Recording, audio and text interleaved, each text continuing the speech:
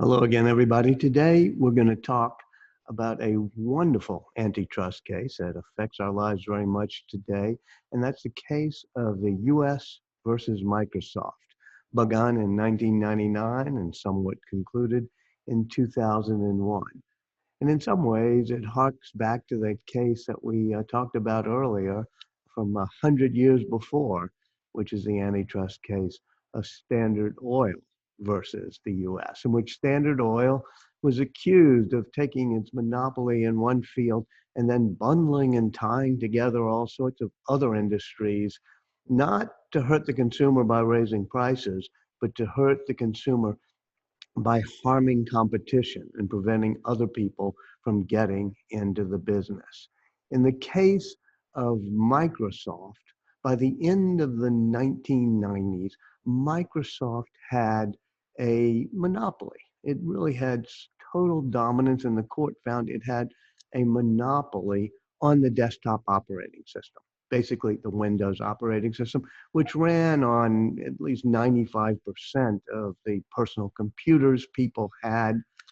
And they had gained that monopoly in ways that were fair and square. First of all, Bill Gates made a really smart deal with IBM early on, in which IBM agreed to license his desktop operating system, the Microsoft operating system, for the IBM personal computer, but gave Microsoft the right to license it to other people as well. And in a smart business move, Bill Gates, unlike Steve Jobs at Apple, licensed his operating system to any hardware maker, from Compaq to Dell to Hewlett Packard to IBM. So it became basically the standard operating system for any computer that used Intel chips. It was called Wintel, the Windows Intel monopoly, and it was gained by really smart, good business deals.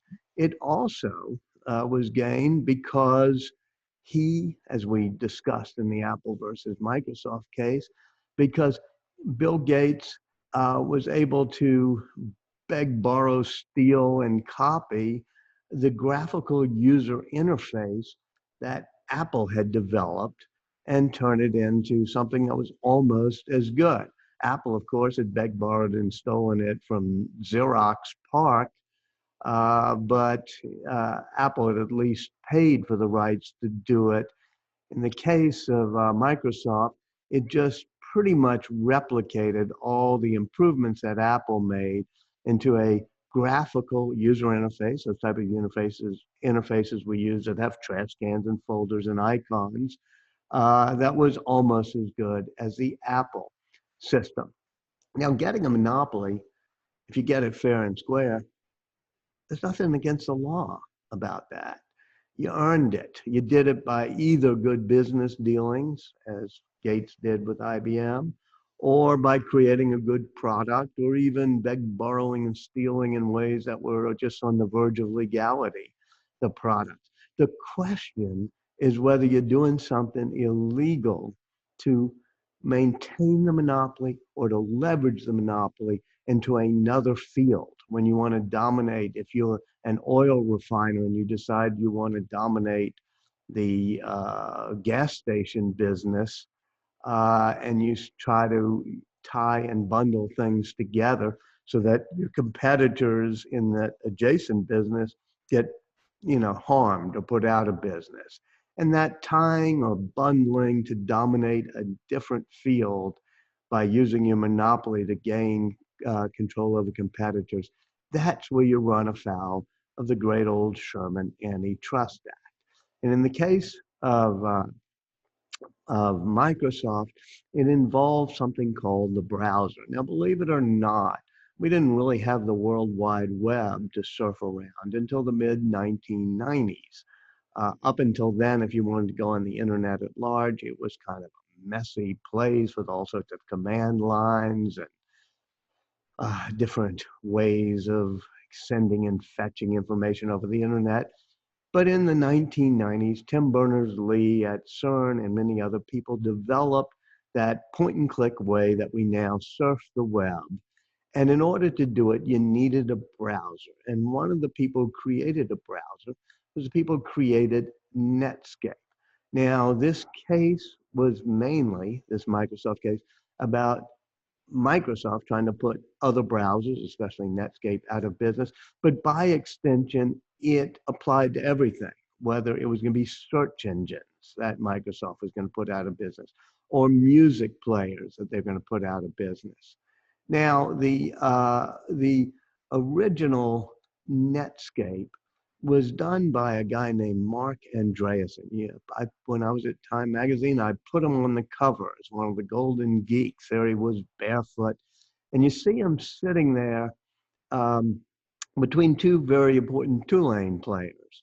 The person on your right is Jim Clark, who went to night school at Tulane and ended up meeting Mark Andreessen there and deciding to create this browser that he had written as a student at the University of Illinois, Mark had, called Mosaic, to turn it into a commercial business called Netscape, where they would have a browser.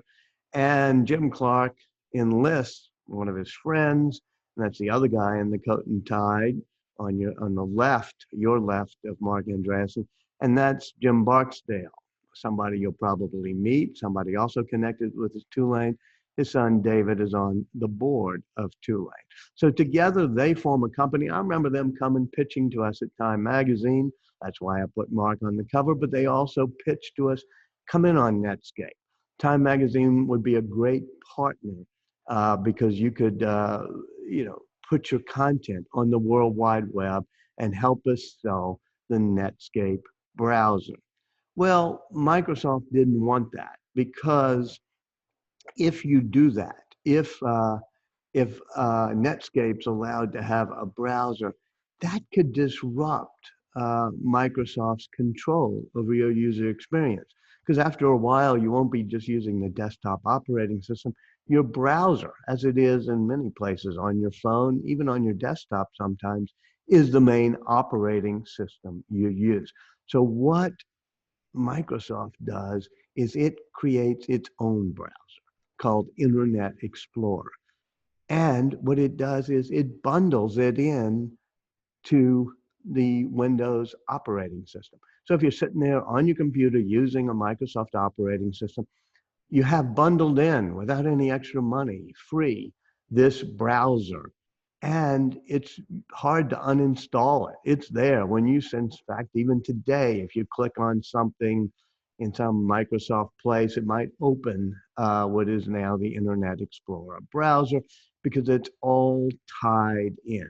They were tying it in. It's hard to uninstall, and they made it hard to install or use Netscape, the competing browser. And that was the core of the case.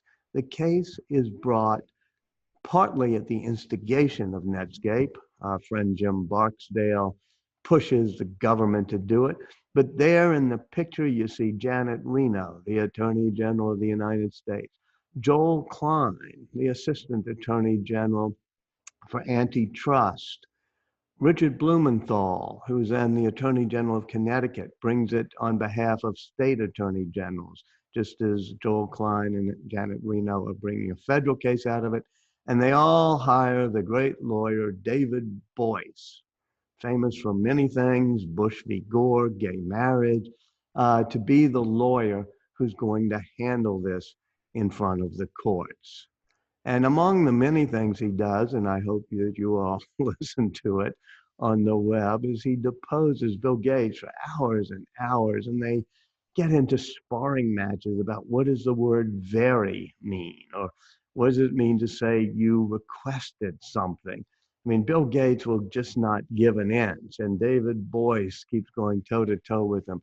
So it's very amusing, but it did not help Microsoft's case because when the case goes to trial, uh, David Boyce at the courthouse there in Washington, D.C., is able to play that deposition and to cross examine other people and really make Bill Gates look silly. I personally remember this very well. This is exactly at the time that Bill Clinton is being impeached as president of the United States. And I was editor of Time back then. So we moved a lot of our staff down to Washington, D.C. from New York in order to cover the impeachment of the president. And one morning at the hotel, the Hay Adams, I go down into the lobby and I run into Joel Klein, who I know, and Ken Arletta, who's a journalist I know. And I say, are you all going to the impeachment hearings at Capitol Hill? And they said, no, we're going to the J. Barrett Peterman Courthouse a few blocks away because David Boyce is going to be deposing. I mean, he's going to be cross-examining one of the Microsoft geniuses, a guy named Myhrvold, Nathan Myhrvold, and they said, that's going to be priceless. You got to come watch it. And so I played hooky from going to the impeachment of the president of the United States just to see David Boyce do this cross-examination in which Myhrvold, having like Gates, said, no, we did not try to tie the operating system into the internet browser. Then David Boyce would pull out a memo or an email and say, well, let me refresh your recommendation. It was like being in a Perry Mason episode. Now, the argument that Microsoft makes is that the Internet Explorer is free. It's bundled in. There's no harm to consumers. We're not charging anything for it. And there are two prongs to the antitrust law. And one of them is if you harm consumers, if you start charging them too much money because you got a monopoly, that's a harm to consumer and that makes your monopoly illegal. Well, why, if it benefits consumers and it harms competition, should that be bad as well? And the answer is yes. The other prong of antitrust law is simply that if you do something that might hurt your competitors in a field in which you have a monopoly and you're trying to crush competition, even if your product's free or even if your price is not being raised, and that was true of Standard Oil. They weren't raising the price of oil. It was true of Microsoft. They weren't raising the price of the browser. But by crushing competition, it does many things. It makes our economy less strong. It makes the market less healthy. It means eventually higher prices may be charged. And it also means eventually new products, new innovations might not be created because competitors get crushed.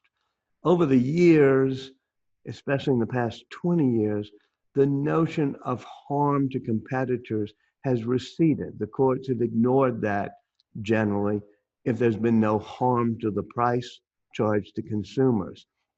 But I think that's a bad idea, and so did the judge in the Microsoft trial. The judge in the Microsoft trial said that Microsoft maintained its monopoly power by anti-competitive means and attempted to monopolize the web browser market, and that was unlawful. It was an unlawful tying to uh, under the Anti-Sherman Trust Act. And you can see the very long, a long passage, but I think it's important from the judge in the case, saying that most harmful of all is the message that Microsoft's actions have conveyed to every enterprise with the potential to innovate in the computer industry. Through its conduct towards Netscape, IBM, Compaq, Intel, and others, Microsoft has demonstrated that it will use its prodigious market power and immense profits to harm any firm that insists on pursuing initiatives that could intensify competition. And as he concludes, he says the ultimate result is that some innovations that would truly benefit consumers will never occur for the sole reason that they don't coincide with Microsoft's interests. So his point being that even if it's not costing consumers anything directly right away, it's costing us in the long run because people like yourself who may be wanting to start a business, you might not be able to do it if you think, well, Microsoft will just crush me. And so it hurts people who want to start up their own enterprises and it stifles innovation. In the end, the appeals court, it gets very complicated. The appeals court says we affirm in part and reverse in part the district court's judgment that the Sherman Antitrust Act was violated. And instead of it going back to trial and going on forever, Microsoft and the Department of Justice have a settlement. Their settlement is simply that Microsoft's application APIs, application programming interfaces, will be shared with third-party companies. And there'll be a panel that for 5 years will have full access to Microsoft's source code. This allows new companies to do products that work on the Microsoft platform. And what new products come along? Well, like Google, for example. If Microsoft had been able to take its search engine and just embed it right into the operating system, and to keep Google from having its APIs, its source code, its programming interfaces, you never would have a Google. You never would have a Facebook. You never would have an Amazon. Well, think about that. That really would have stifled innovation. The odd thing is now Google, Facebook, Amazon are accused of doing the same thing. They're accused of Google's case. If somebody creates a great map, a great way of using maps as a platform, Google just bundles maps in with its search engine, ties it to its search engine, and other map companies like MapQuest end up going out of business. Likewise, Facebook buys its competitors, Instagram and WhatsApp.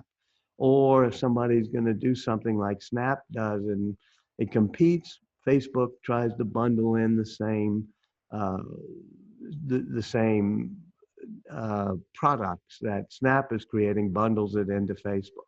Likewise, Amazon. And they all say, where's the harm? Where's the foul? We're giving our stuff away for free, but it's kind of ironic because they wouldn't exist if people hadn't found the harm and the foul of the antitrust type of activities, the anti-competitive activities that Microsoft was doing. So stay tuned. In the next 4 or 5 years, we're going to see antitrust cases, both in Europe, maybe at the state level, maybe even at the federal level against Google, Facebook, and Amazon. And we're going to see replayed the same arguments that happened in US v. Microsoft. And actually, we're going to see replayed some of the same arguments that were made against US v. Standard Oil.